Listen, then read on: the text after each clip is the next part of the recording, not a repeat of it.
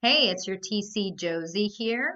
Today I'm going to be going over the TCWorkFlow setup that I put together. I will leave an affiliate link in the description box, and please like and subscribe if you found this useful. Comment with any content suggestions because I will be dropping some knowledge bombs on productivity and systems at least once a month. So make sure to subscribe to catch that. So let's hop in. I'll start with pricing. It is $50 a month per user, and that's if you're doing less than 5 transactions a month. Otherwise, it's $75 for unlimited transactions. And if you do want to add another email, add another person, you do have to pay an additional $50 for that user. They do allow you to have aliases where you can send out from different email addresses, but if you want a complete different user, you will have to pay an additional $50 for them. The dashboard looks like this. It'll have your tasks, your transactions, your listings. I did just start this account, so I am basically just starting off with my new transactions and going from there. You can access your transactions through here, your listings and transactions, as well as your history here, and it'll go from the last thing that you've gone into, as well as your contacts. You can add new transactions, listings, emails, and contacts through that button there. And these are your back end settings, which I'll get into in just a second. We've got your tasks, and this goes from today to 6 days from now. Contacts. You can sync your email, and it'll look like this. You can connect your email, Gmail or Outlook, which is rare. And you can connect to Dropbox, Dotloop, and MailChimp as well. You have your calendar. I'm not a calendar person when it comes to these things, and I have synced it. It doesn't appear to have anything going in there, so I'm not exactly sure what's going on with that, but I'm assuming you can. This is something that I wouldn't use personally. I'm just not a big calendar person. If anything, I'm going to go to my Gmail calendar and do what I have to do there. So the templates are here, and this is where you basically set up everything in the background. Your task templates are your to-do list.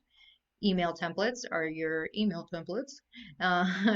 Your text templates, you can also send text messages through the system, which is pretty cool. You can automate those. And your document checklists. So this is basically in your documents tab in your transactions. You can set up a whole entire list of all the documents that you have. And it's really cool with this because you actually have roles, file roles, which you can make, let's say, that's my dog crying in the background. Sorry about that. Amendment to address concerns is this one. And anytime that you have or you upload something into here, it'll be amendment to address concerns. And I'll go over that in just a little bit, but that's a game changer there. All right. So templates. Workflow date templates, workflow field templates, and I haven't even looked into the one sheet. I try to do a little bit of research on that through the education section that they have here, and I didn't really pull anything up. I'm sure maybe one day I'll look into it, but honestly, I've set this up exactly the way I need it, and I'm sure this TCWorkFlow has a lot more to offer, and I'm still learning it. So if you guys have some tips, tricks as well, I love to brainstorm and kind of see how you're using it. So when you first join, you will probably want to start here, entering all of your fields. You'll enter everything that you need. Some additional ones that I've done, like CVS code, MLS sheet, and this is actually, so I go through the contract and side by side, once I do start a new transaction, I start inputting the information. So let's go ahead and just pretend if I add a transaction, you'll put the transaction address, Main Street. Let's just do this Beaufort address.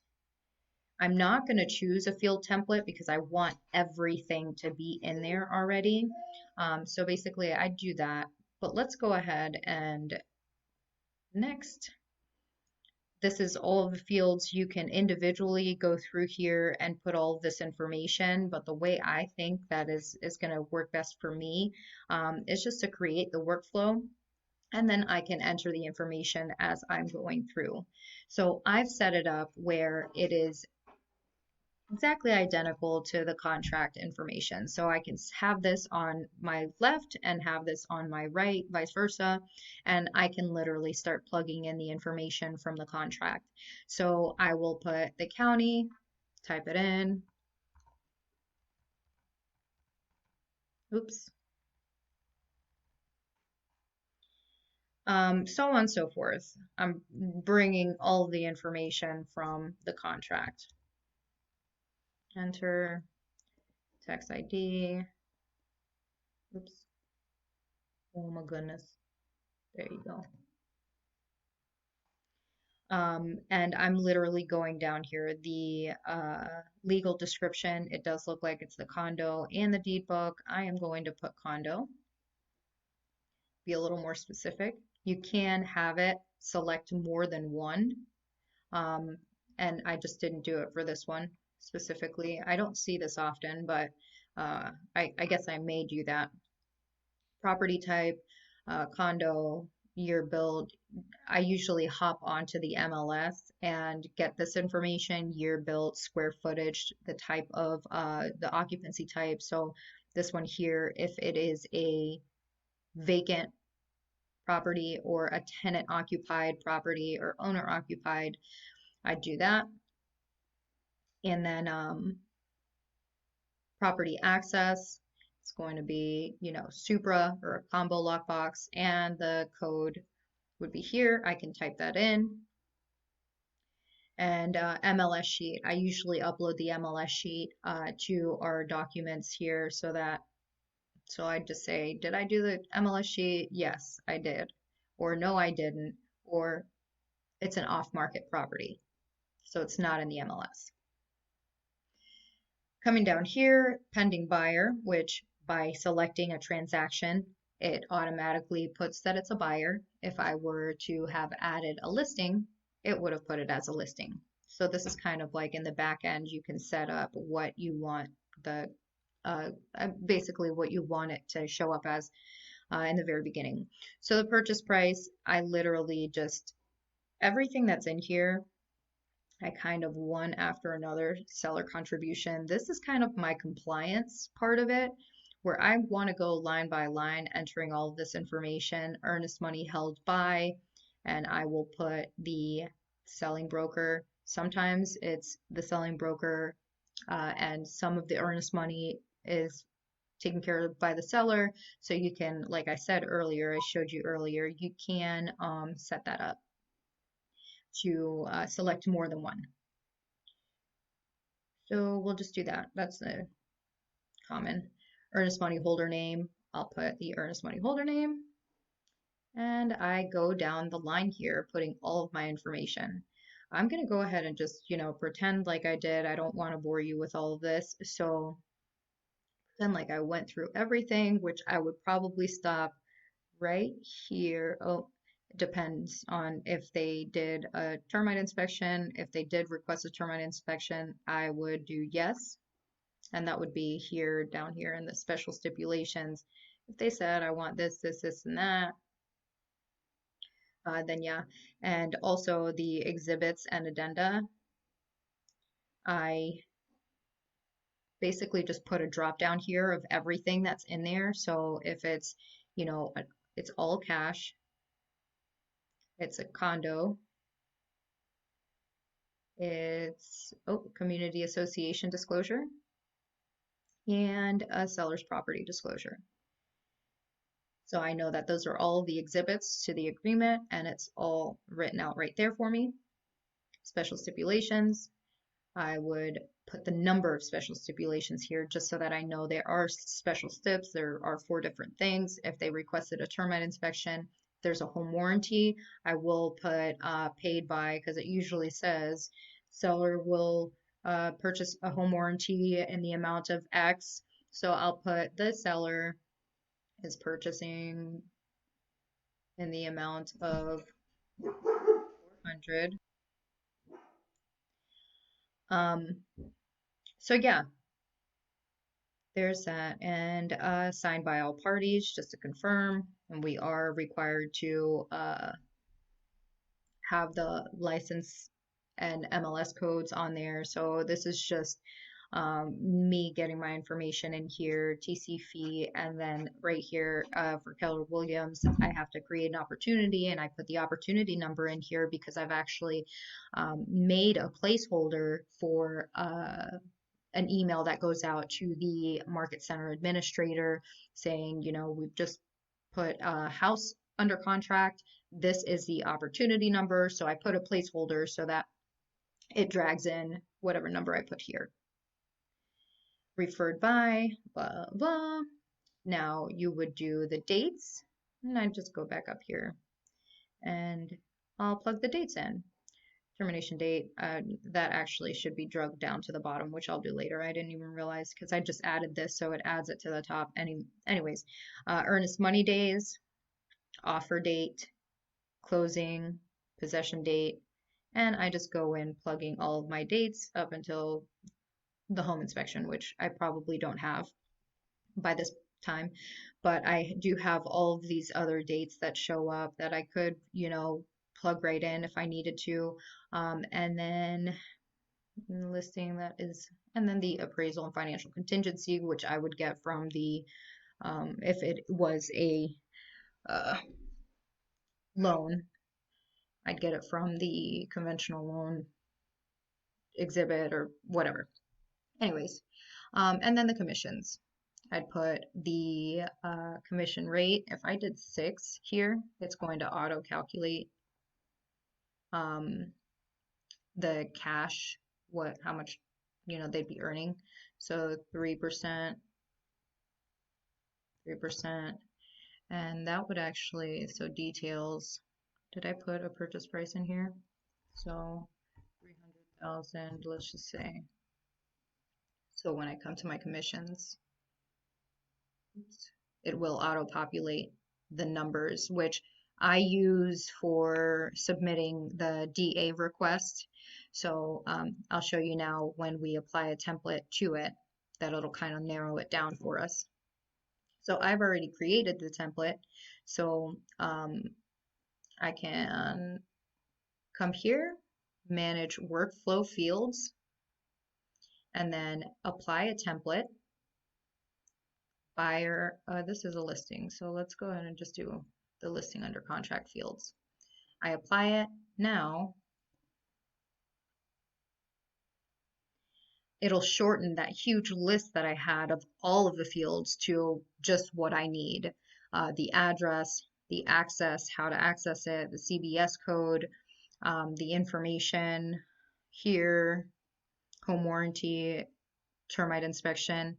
If I said no here, let's go ahead and I said no here. In the template, I do want to see that in case it is there, but if it's not there, all I'd have to do is edit form, or I'm so sorry, manage workflow fields.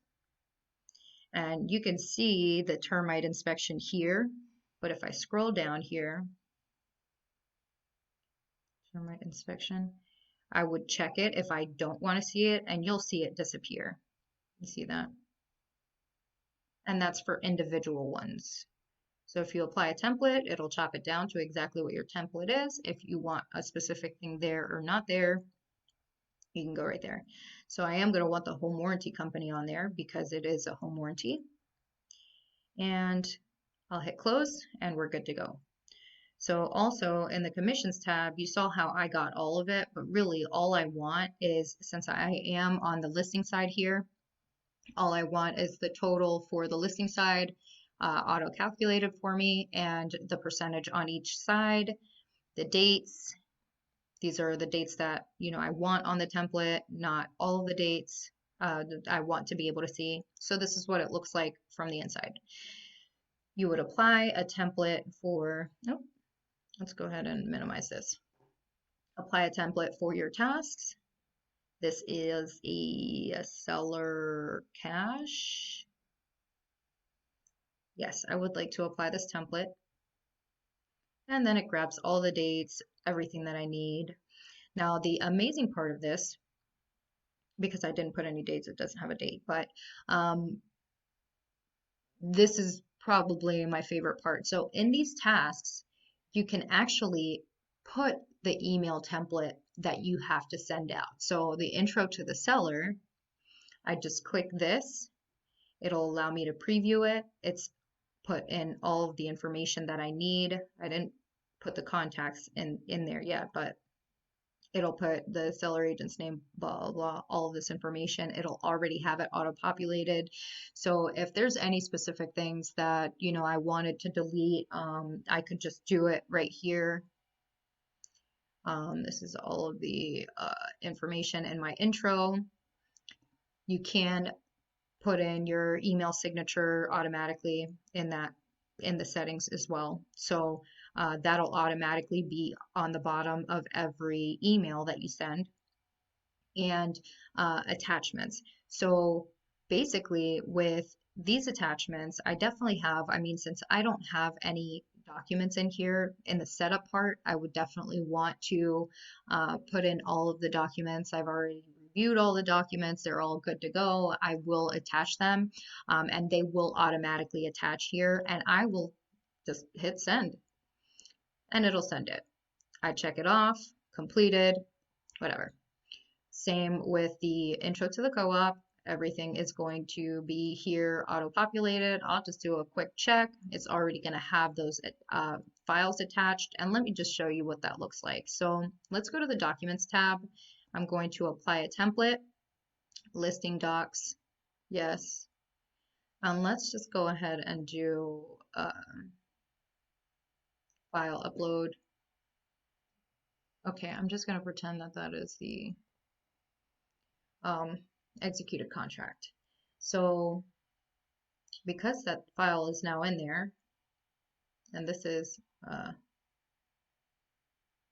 executed contract, because that's in there, when I go to email, oops, sorry, task, we were working on tasks.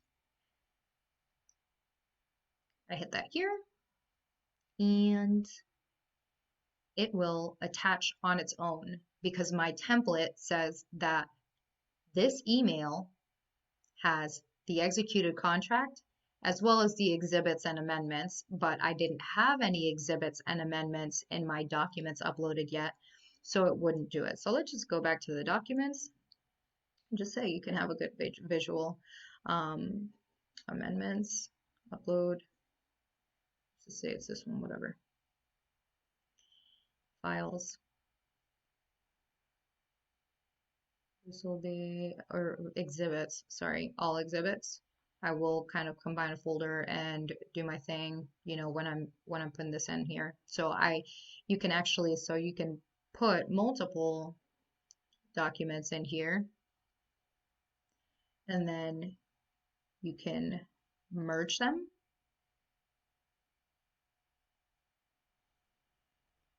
All exhibits. And then document placeholder, this is where it will be in the list back here. You can delete original files to keep this all together, or you can just have your all exhibits, and then you can have the individual exhibits, which is what I like. Because now if I come into this, oops, oh, I must put in amendments, it's okay. I can actually move files to exhibits, move files, close.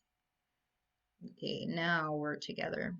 So I could make this, you know, whatever exhibit it is, you know, conventional loan exhibit. There you go. Sorry about that. Temporary occupancy, and then it'll be, oh, actually, that should have been all, but you get the idea. So anytime you're writing an email and it's set up in the background to attach this temporary occupancy agreement, it'll attach that agreement, the newest temporary occupancy agreement in your files. And all exhibits, the newest or the first, or, and I'll show you that. So now that we have, this is supposed to be all exhibits, we're just going to pretend it's all exhibits. So now that we have those, let's go back in here and see what it looks like on here. So you'll see that all exhibits was attached and executed contract was attached because that's what I said for it to do. So you can send straight from here. And then once you send it, you can complete it. And you go on with your checklist. So yeah, that's the task part of it. And it'll be here when you do complete something. Oh, let's say I didn't send that email and I completed this. That's that queue on the left-hand side. Oh, you completed this, but this email's in queue. You didn't set this up to automatically send. Do you want to send it? No. I mean, you would, but I don't. And then your completed task will show here. Your unscheduled whatever task here, your completed task there. So now let's go ahead and go into the templates. This is where you'd kind of set everything up. The task templates is your to-do list. So let's just hop in there really quick. Edit. When you're adding, you can add after this, whatever you need. A milestone will keep the task basically on top, like I've met a milestone. Another milestone that I have is, I started the opportunity and this person knows that I've submitted it to their MCA. So the commissions are in, we're good to go. Another milestone is earnest money was deposited and sent to all parties. It survived due diligence. Another milestone is, past it. I've scheduled the closing and walkthrough, final walkthrough. I have sent the closing invitation. I have uploaded all the docs to command at the very end. It's closed. So those milestones will stay up at the top in that transaction. And then you will do task contingent options. So workflow date, you can do days, same day as, you can do business days, you can do calendar days, you can do calendar days and skipping any weekends. And then you can add a check mark next to the workflow field when the task is closed or completed. And then you'd add, and it would stick it in wherever you asked it to be stuck. You can move these around as well. If you accidentally do something wrong, you can move these around. And once you do create a task, you can go in here and like I said with the emails, you can apply a template that you already have set up. You can apply any of these templates. I'm going to close because this already has the template. You can apply the template and save it. You can customize it, but obviously, I mean, the intros are the intros. And then you can add this to the calendar as well. You can make it a milestone through here, trash it. The users, this you can assign to someone. This is pinned to the very top, so you keep this at the very top all the time. And you can pin this as you're going through the transaction as well. So if there's something that you need to keep top of mind, you can pin it to the very top. And then I really messed with this here, but oh yeah, you can make it contingent on something else while you're in it. And then if you click here, you have even more detailed options here. You can add a file upload button as well. So if I like earnest money deposit, it says, you know, ask for earnest money deposit. You can have it ask once you have the earnest money deposit to upload that folder or upload that file directly to this task. So you can have that there. You can exclude it from the summary report, which you can send to agents. And if you didn't want them to see a specific task, you can do that. You can pin the task to the top through here, which you can also do it through that little pin that like I already showed you. The date, you have a date and you have a time, start and end time if you wanted it. And then you can also have it contingent by a specific task. So if you wanted it to be done at the same day as this, you could set that up. And then you'd update whatever. Assign to, it's just me, so I wouldn't assign it to anyone else, but you could do that. I can sync it to my calendar and do not remove from calendar, and I can make it a reoccurring task. So if I'm needing to follow up with someone, or I didn't complete it, it was a request and I want to make sure that I follow back up and don't forget that this task was done, I can complete it today. Like, yes, I did request the commission agreement, but I want this to pop up in 3 days just in case they didn't send it to me. And I'm going to do, you know, 3 days, I'll update it so that in 3 days it pops up again and I can touch back. Hey, I'm still waiting on the commission agreement. Can you please send that over at your convenience? So that's for your tasks. For your email templates, it's pretty self-explanatory. You're able to create categories so that you can kind of organize it and, you know, only be looking at buyer under contract email templates. These you can also move around. And I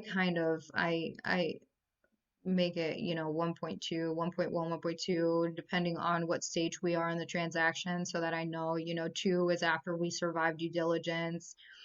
3 is the appraisal contingency side of things, appraisal and financial contingency side of things. So you can kind of do it on your own. And if I'm ever searching for something, I know that 4 point whatever is email reminders. So if I do 4.1, it'll show me, or 4 point something, it'll show me all of the reminders and I can look at it through there. So you can do whatever you want there. Task templates or text templates, it's the same thing as email templates, just with text messages. So I'm not going to go through that.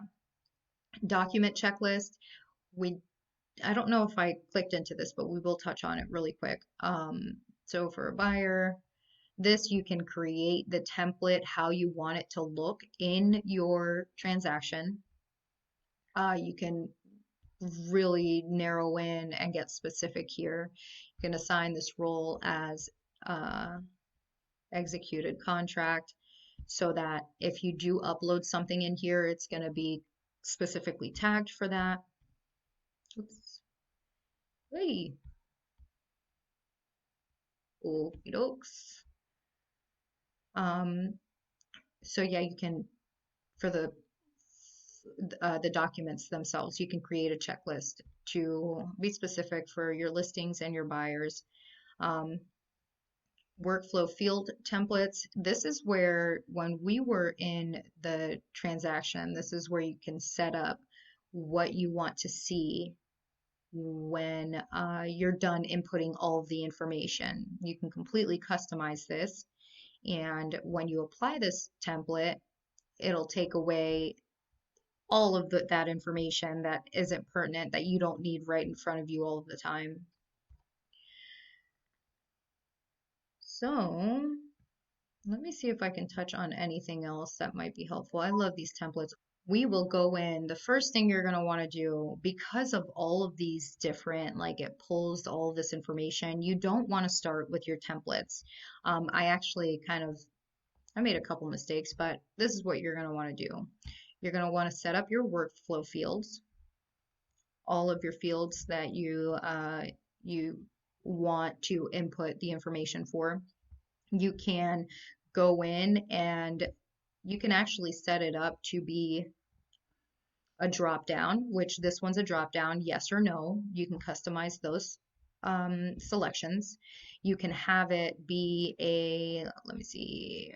Oh, actually, since this is already one, so you can't go in and change the type of field it is, the type of selection it is, basically. So since I said this is going to be a drop down and I set it up this way, you can't change it. You would have to delete it and add a new field. So that's why it's important to get all of these together first, so that you're not deleting fields from templates and deleting things, because you're going to end up realizing, you know, midway through, you're like, oh, where's this? Oh yeah, I deleted it and started a new one because I messed up on the field. So you can do here, let's just look at add field.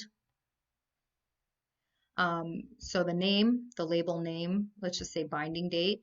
And then this right here would be the merge field. So this is basically the placeholders. So if it's a binding date, you'd want to call it binding date. You can't put caps, it'll change it. This is the system's way of working. If you hit the space, it's going to be a dash. So just type it just like you typed your label, and it's going to do that for you. The placeholder text, this is just going to show what it says. Just like this, like where it says this is placeholder text. That's what it is. So in that field, it's going to say, it's like for binding date. I would want it to look like this, 08/20/2020. So that's what's going to show up in that shaded gray when this field comes up, to let me know this is the format that it needs to be in. Something special like, I'll show you, oh, actually, I'll show you in just a second. So I'm just going to leave that blank. So the field type, you can do a text, a regular text, which should be like, you know, a word or two. A text area would be a paragraph. A decimal would be obviously money or weight or whatever you wanted to do. And you can actually select, you can actually choose whether it has a money sign or if it doesn't, if it's just a decimal. See right here, a dollar or a percentage. That's right. I don't know why I got stuck there. So yeah, there's that. But about the, yeah, scroll down here to this opportunity number. So the opportunity numbers are 0/123-4567891. So that's the format that it's always in. So that's kind of like just to show that this is the way that, you know, you should have it written in. And you can have these hidden. I wouldn't delete it. This is just not things that I would usually, like beds, baths. I might want to put this information in, so I won't delete it. I'll just hide it so that I'm not seeing it at all. And I can always come in here and unhide it if I needed to. Transaction details, like I said, I go, you know, I literally, the way that I set this up was adding fields as I'm going down the contract. So that's that. So you want to set these up, and then you'll want to go into your contact roles and then set those up. You can move them in the order that you want. Buyer 1, buyer 2, seller 1, seller 2, seller's agent, lender, attorney, escrow officer, buyer agent's broker, seller agent's broker, assistant, home inspector, photographer, you know, whatever fields you want. So you want to customize that with all parties. Add all of those in the very, very beginning. And then you will do the contact lead source, which we won't go over. That's just the lead source, how you got the contact, whatever. Contact groups would be like if you're working with multiple agents in a specific brokerage, you can make a group for the brokerage, and if you ever need to search for agents in that brokerage that you work with, you can filter by the contact group. And then the file roles. This, you literally want to go in and put every single file, every single document, that you use in a transaction, listing agreement, all of the amendments, exhibits, supporting documents, earnest money deposit. So this is basically the proof of earnest money deposit. So if I wanted to, which I set up a email template to send the earnest money deposit once it's received, I would put this field role in my template as an attachment, and the earnest money deposit file that I uploaded into the documents, it's going to automatically transfer the earnest money deposit in my document. So you want to put every single thing that you can, think of. All amendments. I do have amendment 1, 2, 3, 4, 5, but I want a spot for all of the amendments, because in my all docs or final docs email towards the end of the transaction, I want to send all of the amendments in one file instead of sending amendment 1, amendment 2, amendment 3. So yeah, kind of do your own thing here, but really write as many as possible. That way, when you do need something there, it is there for you.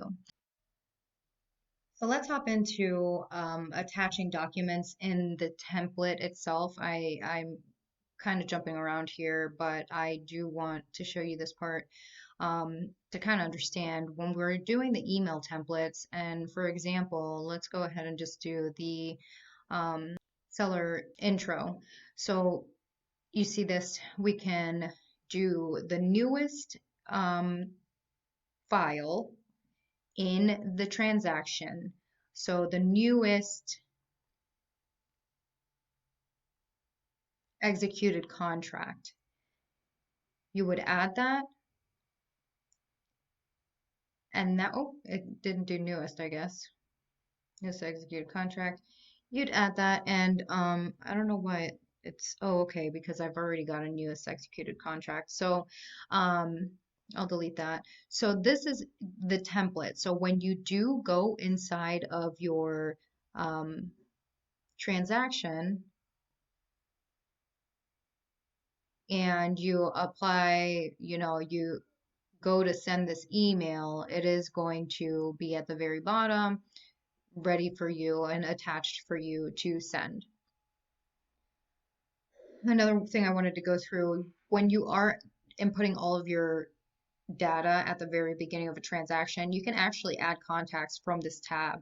If they're already in your database, you can search them, or you could add new contact, and you can type in their information right then and there and add them to the transaction here. Let me see. Do I have anything else? Oh yeah, the settings here. You can go to your, oh, I think it's right here, yeah. Workflow settings. You can have a default email. If you have different emails that you use, you can have a default email that you send out from. You can customize what your default deals tab is. So basically this here, you can, when you open the transaction, you can have it open on dates, or you can have it open on details. So that's this. And communications tab would be this here. So you can select what tab it opens up to when you open the transaction. I want it to open up to the dates and my tasks. So you can set it up and customize it that way. You can customize it to sync to your calendar and sync to calendar. I think that's why I don't have anything in my calendars, because I didn't do this part. So yeah, and the workflow date template, you can apply that to. And I didn't really touch on that. I really haven't messed too much into it. So the email signature, you can also have multiple email signatures, maybe customized to your specific agent, however it works. But you can have a default email signature within this transaction so that all of your emails have this signature in it. All right, so that's all that I have for you guys. I hope you found this useful. I am completely new to it. I'm not even a week in, so I'm sure there's a lot for me to learn. I just figured since we were requesting, I will go ahead and put it up. It's pretty amazing. I would definitely consider it if you're willing to fork up that $75 a month. So make sure to like, subscribe. Let me know if you have any questions, suggestions. I would totally appreciate it. Feel free if you want to hop on a phone call. I am totally open. Have a great one.